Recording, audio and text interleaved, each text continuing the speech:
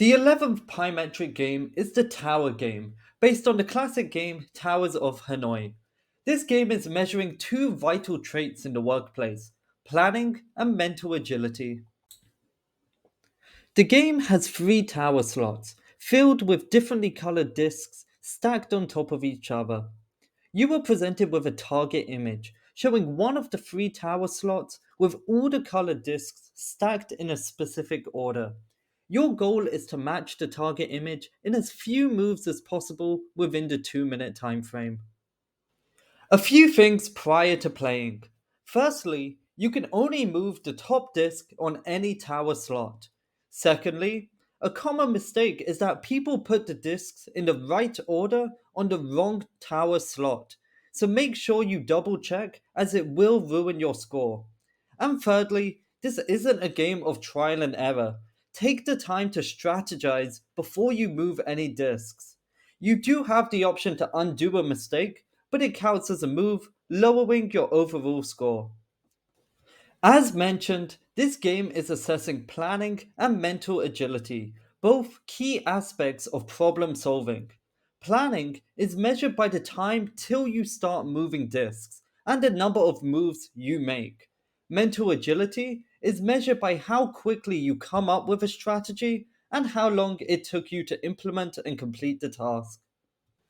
Unlike most Pymetric games, there is a right and wrong strategy, regardless of your desired job.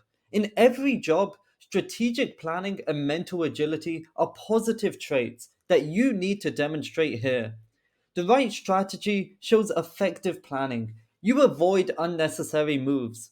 You take time before making the first move, and once you start, you follow through quickly. The wrong strategy is measured by taking too long before making the first move, making the first move straight away without planning, taking a long break in the middle of completing the task, and making unnecessary moves. This could be a move that didn't do anything, or that you had to correct, or a move that forced you to press the undo button or the restart button. And of course, if you put the discs in the right order on the wrong tower slot. If you received a low score in planning, look for ways to develop your strategic thinking, such as playing chess. If you scored low on mental agility, find exercises online to boost your cognitive abilities and quick decision making. Scores in the mid range are average, meaning it may not take you out of the running, but it won't make you shine brightest.